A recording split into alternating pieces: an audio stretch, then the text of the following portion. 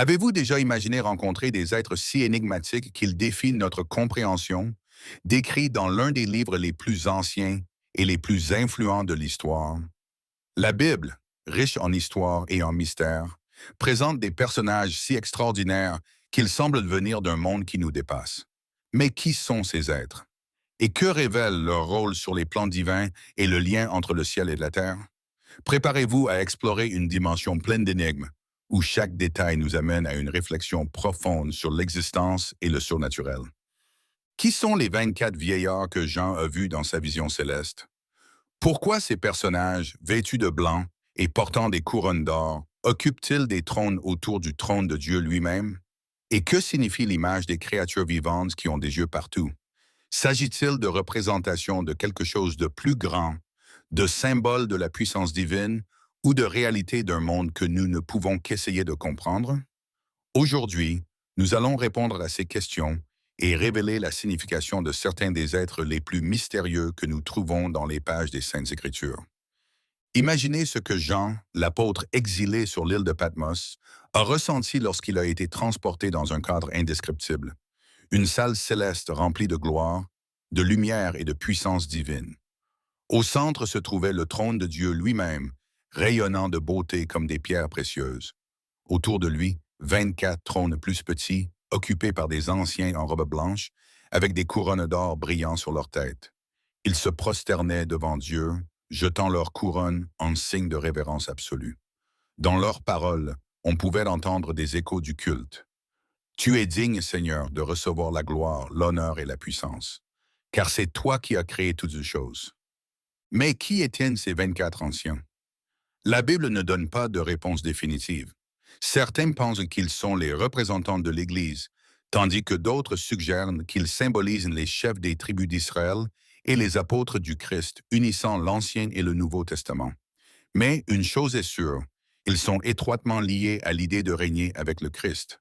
Leur couronne d'or ne symbolise pas seulement la victoire, mais aussi la domination donnée par Dieu. Par ailleurs, le terme ancien n'est jamais utilisé pour les anges dans les Écritures, car les anges ne vieillissent pas et n'ont pas l'autorité associée à ce terme. Ce détail nous amène à penser que ces 24 anciens sont des humains glorifiés, représentant tous ceux qui, par la foi, ont part à la promesse divine. Et si les 24 anciens nous amènent à réfléchir à notre lien avec le monde céleste, les créatures vivantes qui les entourent nous interpellent encore davantage. Décrits comme des êtres aux yeux multiples et aux formes évoquant le lion, le bœuf, l'homme et l'aigle, ces personnages apparaissent comme les gardiens du trône de Dieu, adorant sans cesse et proclamant Sainte, Sainte, Sainte est le Seigneur Dieu Tout-Puissant. Cette scène nous fait réfléchir sur la signification de leur présence. Certains spécialistes pensent qu'ils représentent les aspects de la création, la force, le service, l'intelligence et la liberté. D'autres y voient les attributs de Dieu, visibles dans toutes les choses qu'il a faites.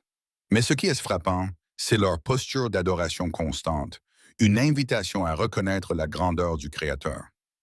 Si les 24 vieillards et les créatures vivantes nous orientent vers le ciel, le prophète Ézéchiel nous présente un spectacle tout aussi impressionnant, les roues vivantes.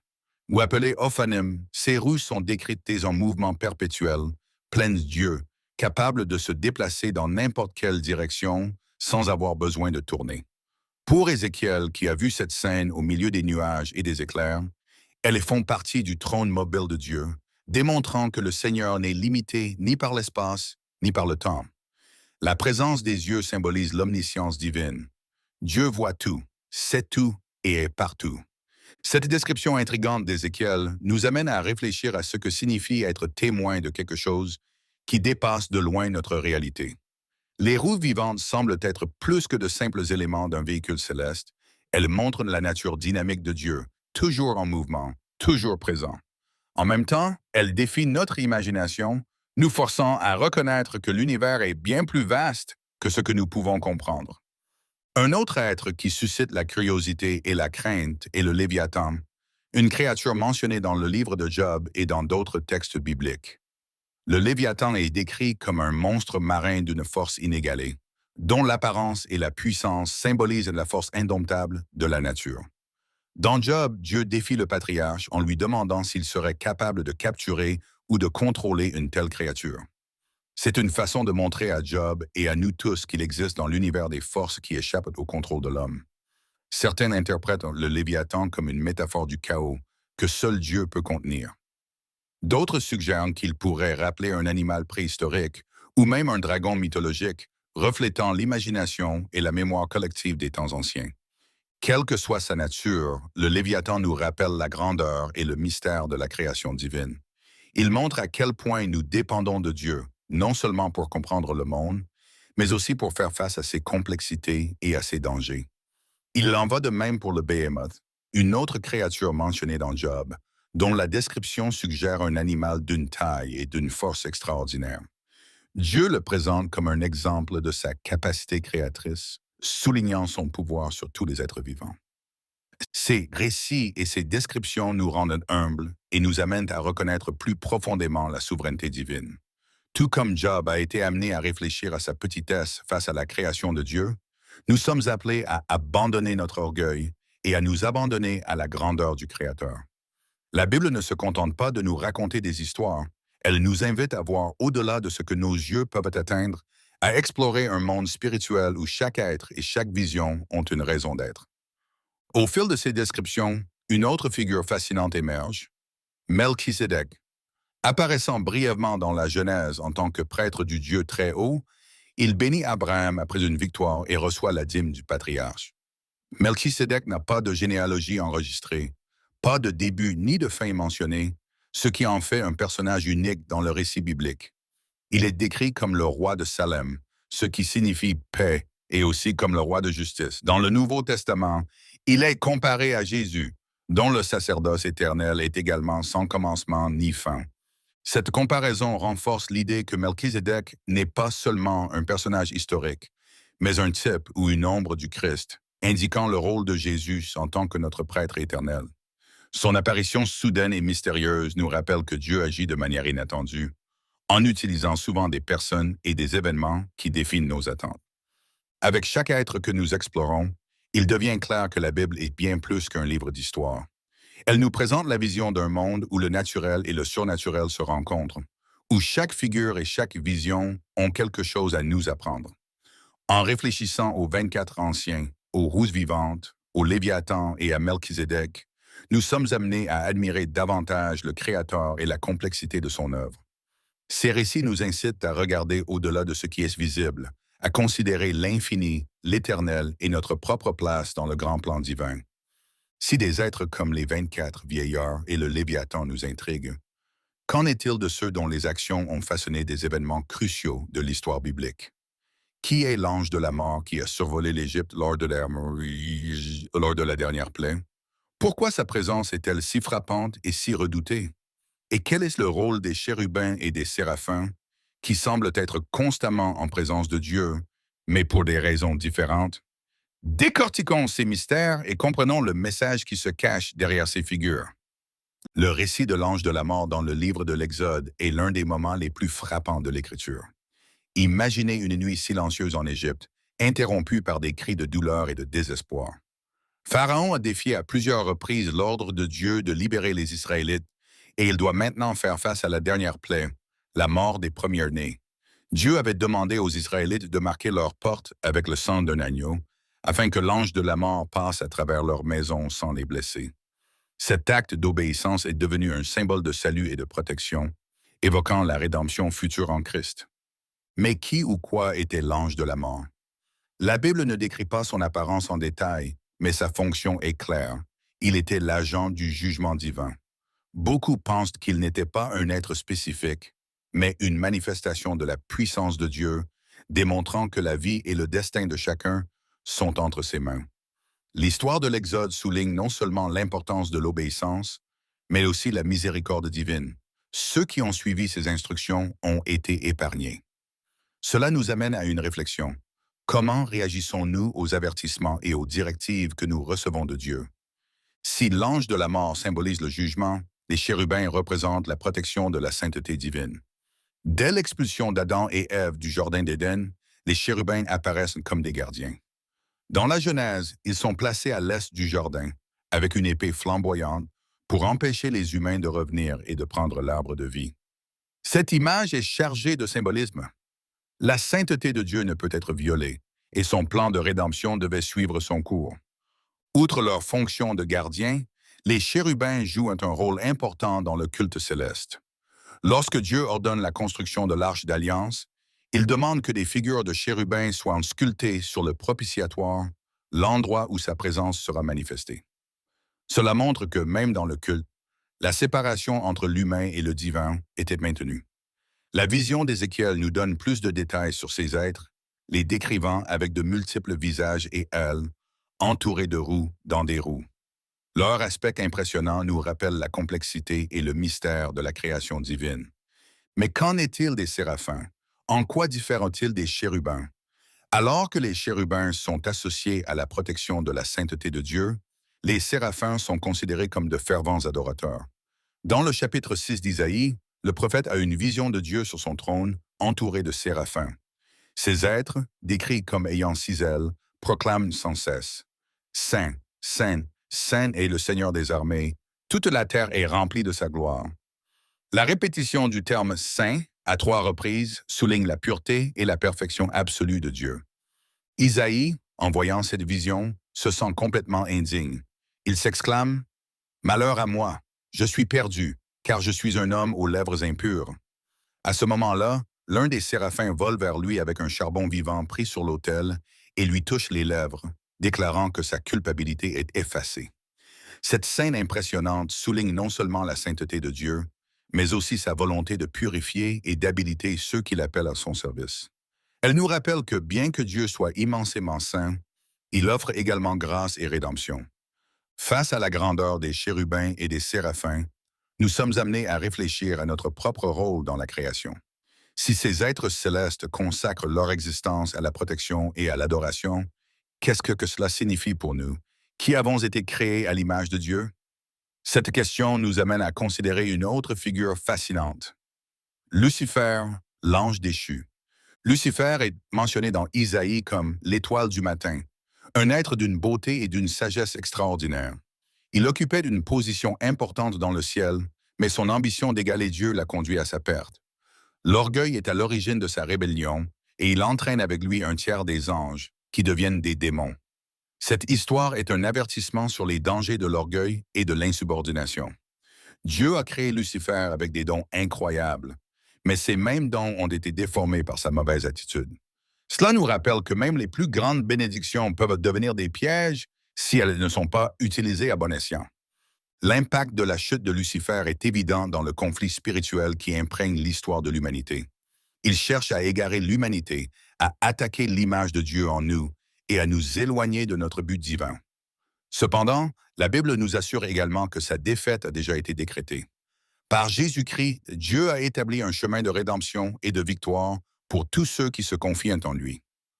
Outre les êtres célestes mentionnés, un autre personnage intrigant est Melchizedek. Il apparaît dans la Genèse, bénissant Abraham et recevant la dîme, mais son origine est un mystère. Nous ne savons pas d'où il vient ni où il est allé, mais il est appelé roi de Salem et prêtre du Dieu très haut. Dans le Nouveau Testament, il est présenté comme une figure qui renvoie à Jésus, le grand prêtre éternel. Comme Melchisédek, Jésus n'a ni commencement ni fin, et son œuvre sacerdotale est parfaite et suffisante. Melchisédek nous incite à réfléchir à la nature du sacerdoce et de la direction spirituelle. Alors que les prêtres lévitiques étaient limités par leur mortalité, Jésus, suivant l'ordre de Melchisédek, est éternel. Ce lien nous montre que Dieu a toujours eu un plan pour racheter l'humanité depuis les temps anciens. L'étude de personnages tels que Melchisédek nous rappelle que Dieu contrôle la situation, même lorsque les détails de ses plans nous semblent cachés. Alors que nous approchons de la conclusion, une question intrigante se pose. Pourquoi Dieu nous permet-il d'entrevoir des êtres et des événements aussi mystérieux? Quel est le but de la révélation de ces histoires et de ces personnages? La réponse se trouve peut-être dans la manière dont ces visions nous amènent à reconnaître la majesté de Dieu et notre besoin de dépendre de lui.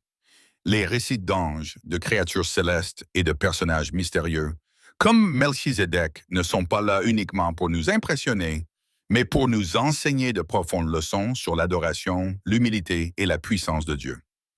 En réfléchissant à tout cela, nous sommes préparés à un dénouement qui relie tous les fils de cette riche tapisserie d'histoire. Quel rôle jouons-nous dans le grand plan de Dieu? Et comment pouvons-nous répondre à l'appel à vivre dans la révérence et la gratitude? Tels seront les points à explorer dans la dernière partie, où nous révélerons les conclusions et les enseignements que ces histoires ont pour nos vies d'aujourd'hui. Lorsque nous pensons à toutes les figures et à tous les récits que nous avons explorés, une vérité indéniable émerge. Chacun d'entre eux nous renvoie à la souveraineté et à la majesté de Dieu. Des chérubins qui gardent le chemin de l'arbre de vie aux séraphins qui proclament la sainteté divine, nous sommes confrontés à l'idée qu'il existe un ordre qui nous dépasse, un dessein divin qui relie chaque détail du ciel et de la terre. Mais quelle est notre place dans ce récit? Qu'est-ce que ces histoires nous disent sur notre rôle en tant que partie de la création de Dieu? Considérons les 24 anciens qui se prosternent devant le trône céleste. Leurs couronnes, symboles de victoire et d'autorité, ne sont pas utilisées pour se glorifier, mais offertes au Créateur dans un geste d'abandon total. Cela nous rappelle que tout ce que nous avons, talent, opportunité, réalisation, vient de Dieu. Lorsque nous reconnaissons cette vérité, nous sommes incités à vivre avec humilité, en mettant notre vie au service du dessein de Dieu. Les anciens nous montrent également que l'adoration n'est pas un acte isolé, mais un état permanent de révérence. En réfléchissant à leurs actions, nous nous rendons compte que le véritable culte va au-delà des mots ou des rituels. Il s'agit d'un abandon quotidien, d'une volonté d'honorer Dieu dans chacun de nos choix. Tout comme ils ont jeté leur couronne, nous sommes appelés à remettre le contrôle de nos vies à Dieu en reconnaissant sa souveraineté dans tous les domaines. Quelle leçon pouvons-nous tirer du Léviathan et du Béhémoth, ces créatures si grandes qu'elles défient notre imagination? Dieu les décrit à Job non seulement pour démontrer sa puissance créatrice, mais aussi pour lui enseigner une leçon importante. Il existe dans l'univers des forces qui échappent à notre contrôle. Cette réalité, plutôt que de nous effrayer, devrait nous inciter à faire confiance à Dieu, qui a non seulement créé ces forces, mais les maintient également sous sa domination. S'il est capable de régner sur des créatures aussi puissantes, combien plus est-il capable de prendre soin de nos vies? Lorsque nous portons notre attention sur des personnages tels que Melchizedek, nous nous rappelons que Dieu agit d'une manière que nous ne comprenons pas toujours. Son apparition brève mais significative nous enseigne que le plan de Dieu est toujours en mouvement, même si les détails ne sont pas clairs pour nous. Tout comme Melchizedek a béni Abraham à un moment décisif, Dieu continue d'envoyer des personnes et des opportunités pour nous guider sur notre chemin. Notre rôle est d'être attentif et prêt à répondre par la foi et l'obéissance. Lucifer, quant à lui, est un exemple tragique de ce qui se passe lorsque nous détournons notre attention de Dieu. Son orgueil et son désir d'autonomie l'ont conduit à la chute, ce qui constitue pour nous un avertissement clair sur les dangers de placer notre confiance en nous-mêmes plutôt que dans le Créateur. Mais en même temps, son histoire nous rappelle la victoire de Dieu sur le mal. Même lorsque nous sommes confrontés à des tentations et à des défis spirituels, nous pouvons nous appuyer sur la certitude que, par Jésus-Christ, nous avons la victoire. Et que dire des chérubins et des séraphins dont la présence continue autour du trône de Dieu témoigne de sa sainteté? Ils nous montrent que l'adoration n'est pas seulement pour notre bénéfice, mais qu'elle est une réponse naturelle à la grandeur de Dieu. En proclamant Sainte, Sainte, Sainte, il nous invite à faire de même, en reconnaissant la pureté et la perfection de Dieu dans nos propres vies. Il nous rappelle également que, tout comme Ésaïe a été purifié par un séraphin avant d'être envoyé comme prophète, Dieu est prêt à nous purifier et à nous donner les moyens d'atteindre le but qu'il s'est fixé pour chacun d'entre nous. En réfléchissant à ces personnages et à leur signification, une dernière question se pose. Comment ces histoires nous incitent-elles à vivre aujourd'hui? La réponse tient en un mot. Abandon. La Bible nous montre que chacun de ces êtres, qu'ils soient célestes ou terrestres, joue un rôle dans l'expression de la gloire de Dieu. Nous sommes appelés à faire de même, en vivant de manière à ce que nos paroles, nos actions et nos attitudes reflètent la lumière divine. L'histoire de l'Exode, avec l'ange de la mort passant au-dessus des maisons marquées par le sang de l'agneau, est un rappel puissant de la manière dont l'obéissance et la foi sauvent. Tout comme les Israélites ont fait confiance à Dieu pour leur protection, nous sommes appelés à faire confiance au sacrifice de Jésus, l'agneau de Dieu qui enlève le péché du monde. Cette confiance ne nous donne pas seulement de l'espoir pour l'avenir, mais elle transforme aussi notre façon de vivre dans le présent, en nous donnant le courage d'affronter les défis et la force de persévérer. Au terme de cette réflexion, un choix s'offre à nous. Continuer à vivre en spectateur de ces histoires ou s'y impliquer en participant actif. L'appel de Dieu est clair.